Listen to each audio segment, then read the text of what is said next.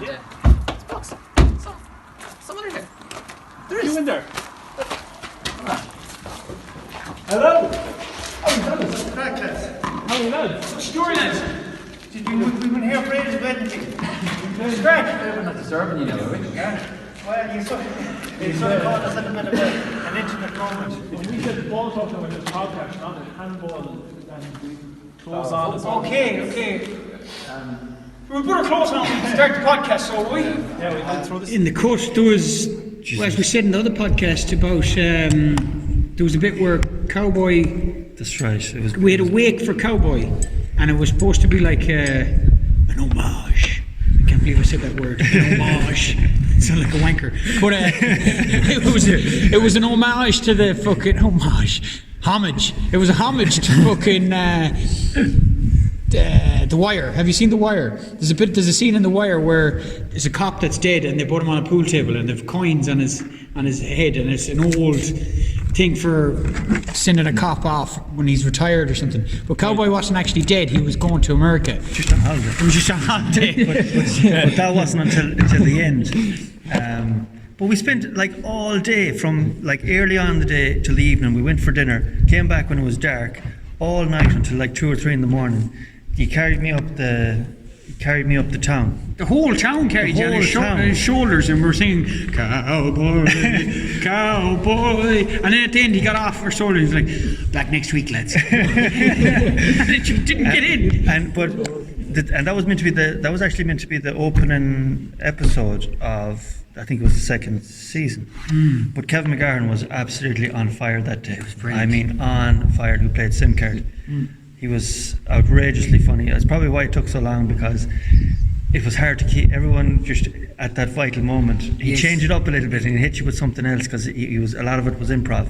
Yeah. And next thing he'd throw something new in, and of course that had set someone off, a cameraman or a sound guy. It just burst out laughing. And Scorpio, Ali Carter was very funny that time as well. Yeah. A lot of us, he played Scorpio. Yeah. And he just came up with this kind of like Shano song, and we were just crying laughing. You know. But things like that didn't get in, and there was lots more bits, wasn't there, Mikey, that didn't get in? Yeah, I don't remember that because I wasn't there for that day. I missed that day. You sure? Yeah, I don't think I was there. I thought you were there for. That might be a secret, not to tell Mike. Let's all have the crack now. Oh shit, Mikey's here.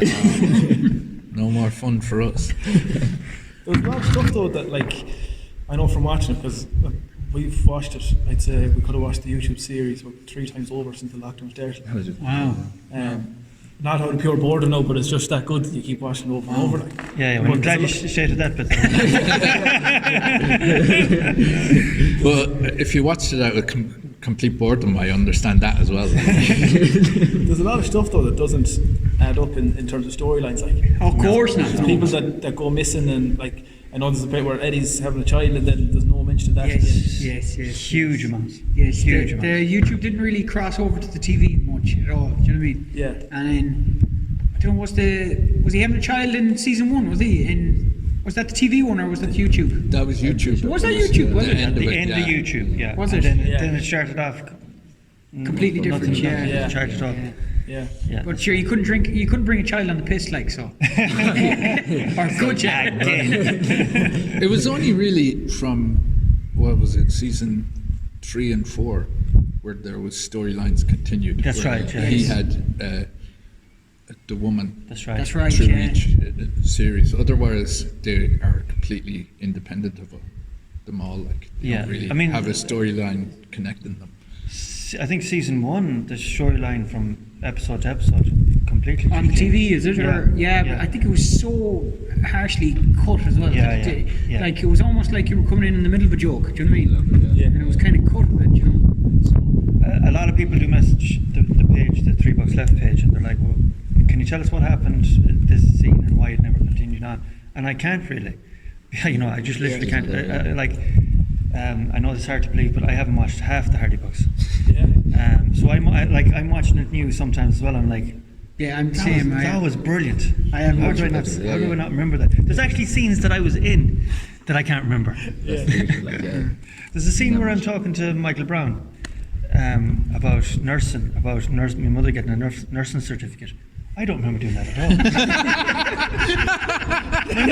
all. My mother's not even a nurse. Yeah, and there's any live videos or that we do on Instagram and that, and just most of the comments are, "Where's the Russian bird?" About, to me, like, and then they never get explained, like what happened to her And her whole family. me getting married again in the or having another girlfriend in the show just 2 seasons on for no apparent reason. That's probably my favourite, like 3-second clip, is where the Viper goes up on stage, up on the mic, and he's singing a song, and a bottle of Jameson comes flying and smacks him. That's right. Yeah. Wow. But Yeah. I listened to a few podcasts now, like with Owen and Mert and that, and they're asking how, and even with yourselves, and how the Hardy Bucks started. But where did, like, there's plenty of podcasts that explain that, but where did you come into it yourselves? Would you boys go first? Well, go on, Maggie. You can go first. Well, I was kind of at a friend's birthday party in a pub in Swinford, and Martin was there, and he asked me, "Do you want to be in this thing?" And I go, "Yeah, no problem." And then ages later, out of the blue, "Oh, we're here ready to do it now," in the middle of the evening. So it was kind of like winter time, so it was dark, and they were up at my house, which is out in the middle of nowhere, and just 2 cars and a load of, I was thinking just it was going to be like a guy on his phone, but like mini cameras in the car, and then guys in the boot with cameras and stuff like that. I was thinking, fuck's sake. And it was the scene where I get a lift from Martin, and I just kind of go, sit there quietly, and then I go, "It smells like cat piss." And then it must have been nearly a year later, then we started doing the storyline and YouTube stuff. That was the demo, wasn't it, Mike? Tale of Yeah. Hardy Book. Yeah. That was the first one. I don't know, is it online? I tried looking on YouTube, can't find it. I don't know if it's still up. I think it don't was on so. Maloney's Digest. I think it was on Maloney's Was it? page. I think so. It was a Tale of Hardy Book. I must check it out. And it was a very rough cut, and he didn't know what he was playing at the time, and it was supposed to be like he keyed it smell or something. That was the whole thread running through it, that he actually smelled like cat piss, I think. Sure. But I think that was one of the first demos, and then a year later we made another demo. I wasn't in that one, and it was only you, Martin, and Owen, I think, that was in that one, was it? I don't even know who was the Viper in it. I can't remember that one. I don't think so. There was the one where they were Owen and Martin were in the car. Oh, that might have been the first season on RTE. I'm getting them mixed up now, but yeah. Then there was the Mitzi Turbo Cup. It was a big one that was on YouTube. That's right. Probably the most well-known and one of the best episodes. Yeah. But when you kind of, and then there was like Collie just chatting at the time. There was that big interview. That was one of the series though. But I like that one because Collie isn't bothered about this big interview that everyone's trying to go and get a job, and he's just out in this. There's like it was the Swinford Agriculture Show. yeah. That's right. Yes. He's pushing bales. Yeah, He's pushing yeah. down bales and stuff. Like, It's like he's having a great crack. Everything was used just to like if there was something going on in the town, we might try and use it in with it. Yeah. But it was the Mitzi Turbo Cup that I got involved with. Again, Martin. I met Martin one night walking down Eyre Square or Shop Street in Galway, and like there was no one on the street bar this busker and a crowd around him. It was quiet, and next thing, like Martin had gone interrailing for about a year or maybe even longer, and he was always on in school. Me and Martin were close in school because he was a complete header, and we used to go skiing. And I skied 3 months with Martin. Like, didn't go to school at all. We just hung out for 3 months and got away with it until I got caught. Until the two of us got caught, but he didn't give a shit. But he was always on about it. Next thing he went off, and I met him on the street in Galway, and he said that you remember all the things he said that we were talking about years ago. I said, we're going to do it. We're going to do it soon. And he said, I'll be in touch. So I didn't hear from him for weeks, and next thing I got this text message on a Friday night, be at the community centre tomorrow, bring in the Jeep. And I was like, Right, okay. And as it happened, I think might have been drinking that Friday night, but because I had ahead of me the next day. I went in anyway, brought the Jeep in, and that was the Missy Turbo Cup. Like, I didn't know what was going on. I just landed to the Missy Turbo Cup. And the trailer as well. And I brought it, and then I went back out for the trailer as well. Yeah. Oh, you had to go back out for the trailer? Yeah. Okay. Because it was all thrown together. Yes, I mean, yes. we didn't, no one knew what was going on. Yeah. It was a vague idea, but like, Yeah, it was but just crazy. the beauty was Chris was so good at editing, and then Chris was brilliant Yeah. at the editing. amazing at editing. You know, we'd film, ordinarily film like 25 hours of footage, and he'd cut it down for half an hour, like, Yeah. and make a narrative out of it. But even like how painstaking that has to be to make that right, it's unreal. To watch something over and over and to get it cut, like even to do the 2 or 3 minute clips that we do lately, you know, it just to try and get it all Yes. synced up. It takes. And that was just like the Mitch Turbo was just a message sent on social media. I think. Does anyone want to That's right. do this? Come here this time. There was some well-known people in it as well. Hanley. Hanley, yeah. who was Ganley, on Ganley. Ganley on Rai Radio. And Peter Cassidy. Peter Cassidy was in it, yeah, it was good crack. Yeah. What, was that the episode you came into it as well? No, I was in it. So I was in it. So Mikey did the demo called "The Tale of a Hardy Buck," and then we did another one. I wasn't in that one, and I was told this story on the other podcast. I was traveling around the place, and I was in India, and I'd fucking long hair, and I was skinny, and I'd a load of bangles on my hand, and I fucking thought I was cool, man. I mean, I thought I was shit cool. You are. And Don't be so hard on yourself. no, but I thought I was enlightened, you know what I mean? I came back, and fucking boys took one state, look at me, and they were like, "You fucking idiot," and they wanted me to be in it. So my one was the golf course, where we're picking mushrooms. That was the first one. That was the first one I was in, and yeah, we didn't know what it was, and we actually ended up picking magic mushrooms then as well. We were taking them, and then I think we were actually trying to pull the women in the show as well. You know what I mean? And we were drinking, and everything there is just more like a documentary than fucking anything else. That one. But yeah, it's a good little one if you want to find the right magic mushrooms. So, but it was good crack. Mikey. So that was the first one I was in, and then it kind of developed in after that.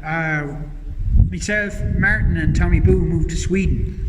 Martin was backing over to Sweden, and we were living in Sweden for about a year and a half, and we were coming back to do the Storyland ones. Right. And we didn't realise it was getting big. And we were like, and then now and again, an odd person shout your name in the airport, and you'd be like, some video you did with a gang of lads back home, and I was like, there's some lad is shouting your name, and you're like, that's a bit weird, huh? And then eventually it started to get bigger and bigger and bigger and bigger.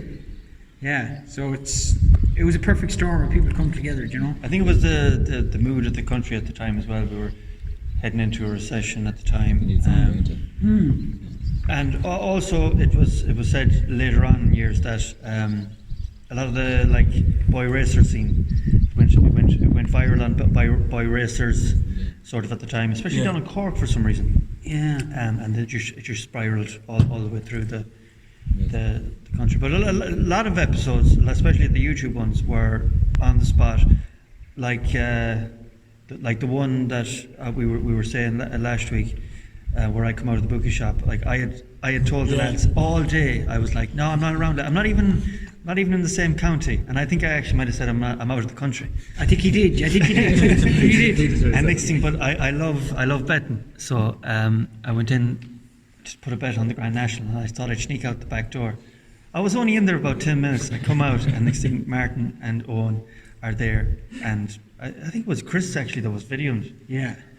It was the Viper that was videoing it, like, and I was like, and we just kept rolling. And but if you look back at me coming out of the door, and I just look up like that, it is pure shock. I'm like, You just caught out in the lie, like. yeah.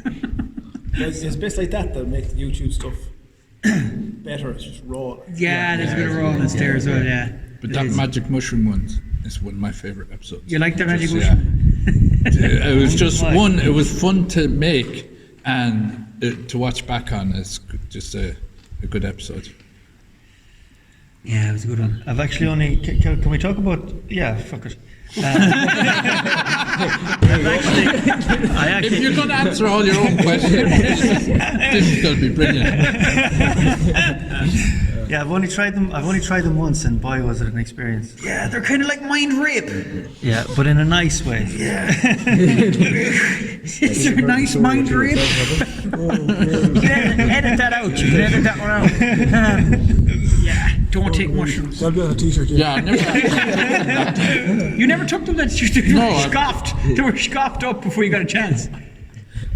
I remember someone having a panic attack. It may have been you, 'cause the bag burst on the couch or something, and the mushrooms were. And Everybody was picking them up. Yeah. Then, I thought I was in. I thought I was in the Ray Trace. Is it? Remember that detective years ago? I Sharky thought and George. No. It was like Crime Busters of the Sea. No, Sharky no, and George. no. The I thought it was in like a Remember that 1950s cartoon? American detective movie, like black and white. It was just mental, and everyone was a suspect. No way. so you were in Colombo. It was even before then. Like Dick Tracy or Dick something. Tracy, Yes, Dick Tracy, yes. yes. Like even the people that were talking in an American accent, and they were from Mayo. Like it was just crazy. So if there's any kids out there listening, just stay away from it. Yeah. Even the wrong ones. As a man once told me, never eat anything that grows in dog shite. Oh my God. Well, I put out on Instagram there last night, I think you shared it as well. If you are to make another one, there's a lot of people asking, is there going to be another season? I know you've been saying how there's going to be like crowdfunding if you are to make one. There's a man in. Actually, he sent you an email. You probably didn't read it. Pete's like notoriously bad at checking. I got a new phone now, though. I got a new phone. checking his emails or anything. I'm notoriously bad for showing up to places, but I was here at 12. 12 o'clock. Cowboy told me 2 hours in advance. Yeah. So I was here 2 hours. When you asked last night what time do I have to be down, I said be down for 11 o'clock, knowing that it was 2 o'clock. And then I thought to myself, I'll get him down and we might make a video or we might do something or make a plan to do live shows or something if I get him down early. And then he rang at 10:30 and said, and I thought to myself, I can't be that bad to him. So I'll just say, I thought it was 1 o'clock. Yeah. But he reckons I said 12. You said 12 o'clock. So, I was down here with me fucking there's a pair of reason. Ask yourself. fucking Ask cotton yourself. socks. My cotton socks. I was wearing cotton socks and my gas shorts. I was like your man out of fucking Norman People. I was fucking like an Adonis in here. You know what I mean? Now the boys give me biscuits. You know what I mean? Yeah. At least you're not bitter about it. It's only a fucking couple of hours in a ball. Surely you could entertain yourself. I did enjoy myself. I did. Ask yourself, why did I do that?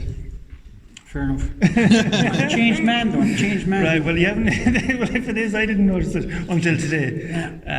Yeah. We're all off about timekeepers. So we.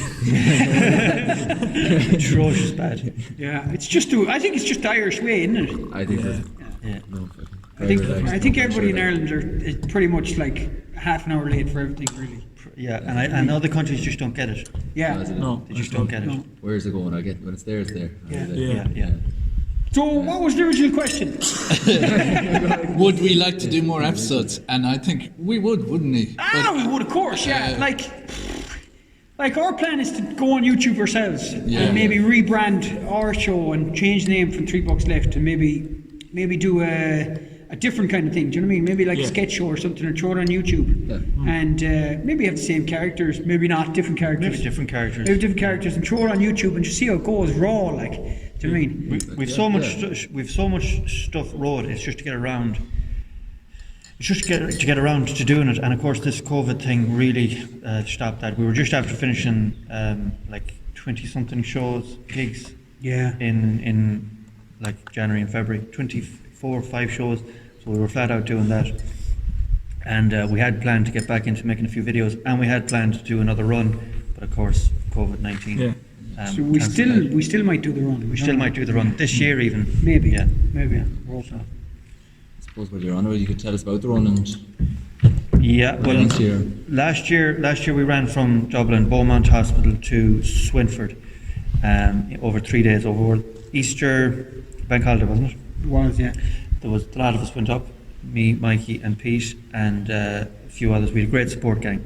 Yeah. We had physios, Aaron McLaughlin. We had mates, my uncle, my family, your family, everyone really helped out, and we done it for Beaumont Hospital because they saved my life 4 years ago now. Without a doubt they did, and I didn't really realise they did as much until I actually started researching it. And my mother, I remember my mother saying, yeah, it was a traumatic time, and we didn't actually ever tell you that, like, you were gone. We had all resigned to the fact that you were gone. So my mother doesn't exaggerate, whereas the rest of the family would blow everything up. So when I realised that, I thought I had to do something, which I had promised on my way out, whether that was the drugs or not, out of the hospital. I said I'm going to run from Dublin to Mayo and pay you back, and that's what we did. We went to Dublin, Mayo to Dublin. No, Dublin to Mayo. We did. Yeah. It was originally you were going to go Dublin. Originally, I was going to go from Mayo to Dublin, yeah. And I don't know why I thought that. I thought it was like the ambulance run. Yeah, what I was going to do was the ambulance run, but then of course we couldn't go on the motor. We couldn't run on the motorway, so we had to go the long way around. We had to go on the old route. And you were saying, if you don't mind saying, when you said that you were gone, basically. Yeah. With the heart, what exactly was No, it? the heart had happened 3 years earlier, and that's how I got into fitness. My heart had stopped working when I was 28. Okay. And that's when I got into fitness afterwards. I was 9 days in ICU where I had super hypertension.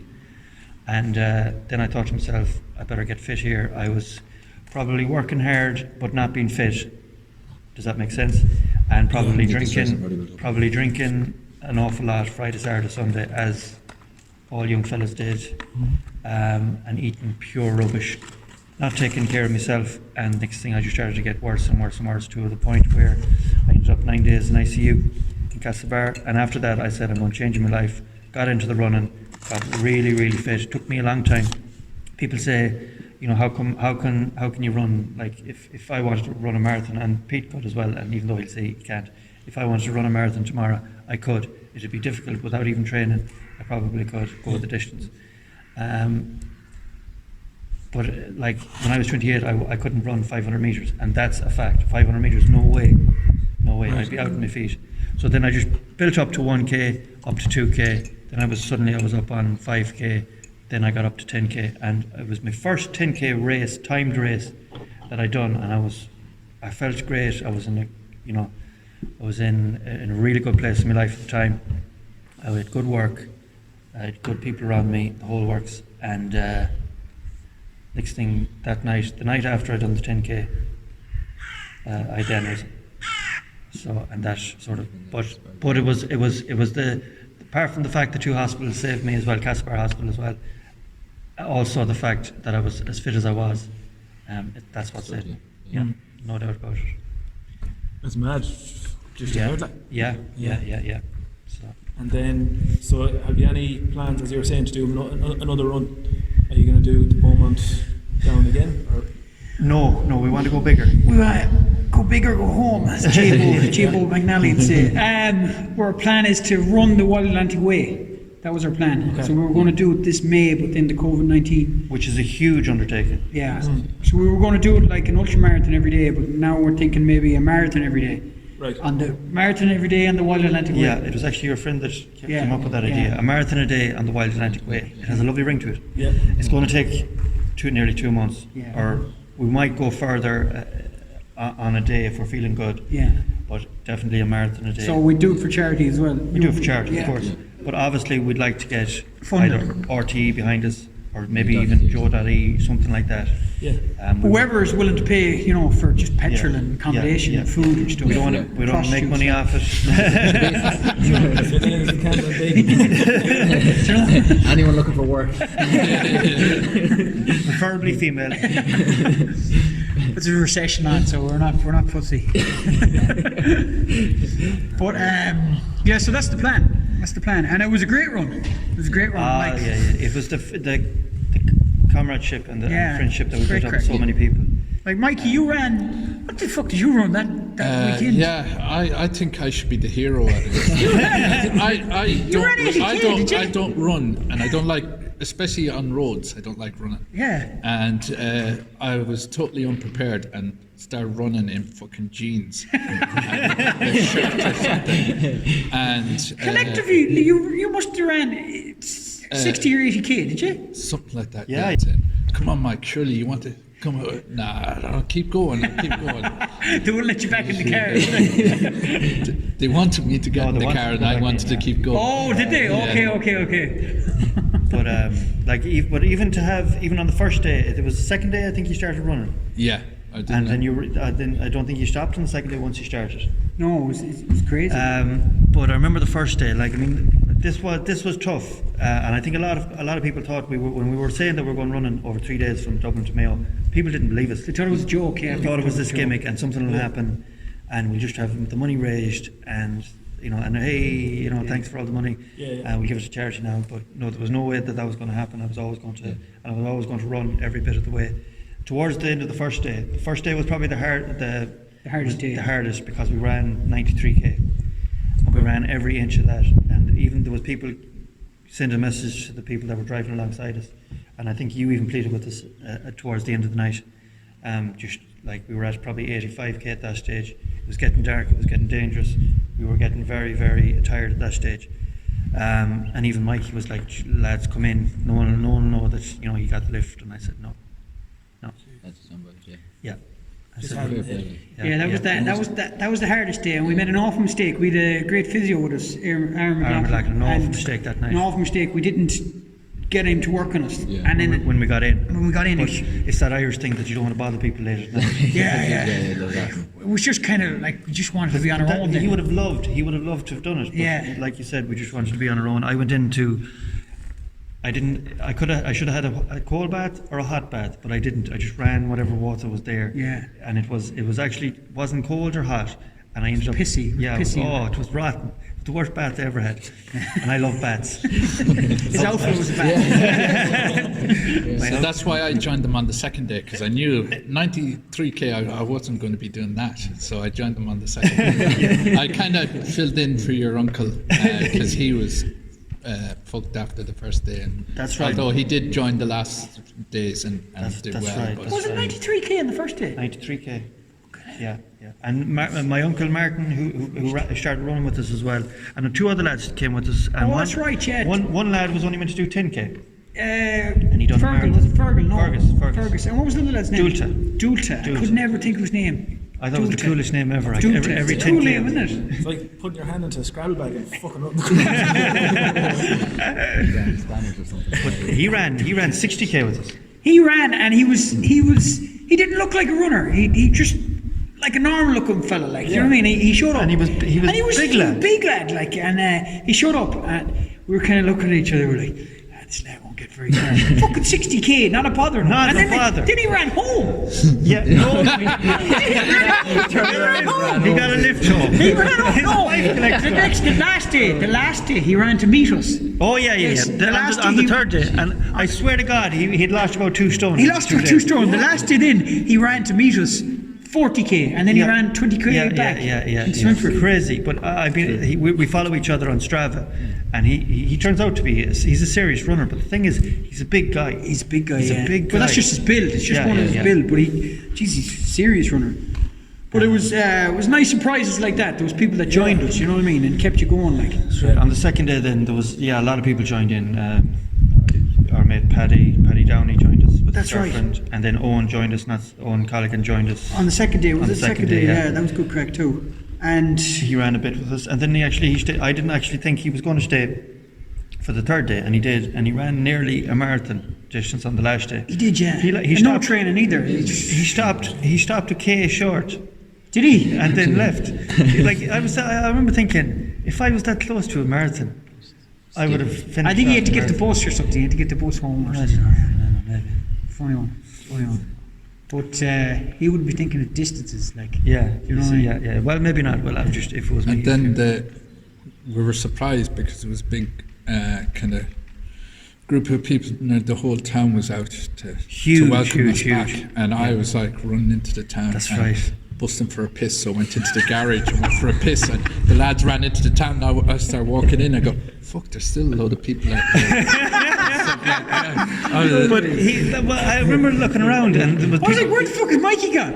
at this stage, Swinford Athletics had came out to meet us like 20k out, and then there was others that came out to meet us 5 or 6k out, and then we built up like a Forrest Gump sort of thing. Yeah, it was a good posse. We were running in, and Mikey was with us all along. And next thing I turned around at one stage, I was like, I wanted Pete, my uncle Martin, I wanted Mikey, and I was like, where's Mikey gone? You went in for a piss in Cowboy. He said, Or it may have been a shit. I was holding on to it from Ballahadreen, so that's how far I had this. It was like I was like,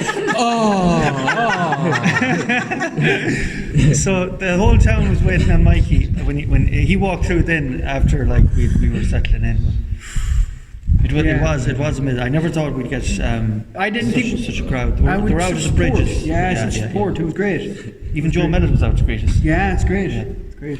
Which was more relieving, I suppose, the finishing the run or finally getting that dump? it was the dump more than that. I didn't care about the celebrations after that. There's nothing worse. Like, did you ever get caught short? Like, do you know what I mean? How many nights did we go out running and I was caught short? I had to jump into a field. Yeah. That's like a wilderpook. Wonderful. I like it. But for runners, It's a regular especially occurrence. for a regular occurrence, if I know runners that if they thought they were going to beat their 5k or 10k They personal best, shit the pants. they'd rather shit their pants than destroy it. Yeah, yeah, yeah. Yeah, that's And why I never get into fucking running. If truth be told, something similar happened to myself where I was doing a 5k and we were coming near the end and I knew I was cracking time.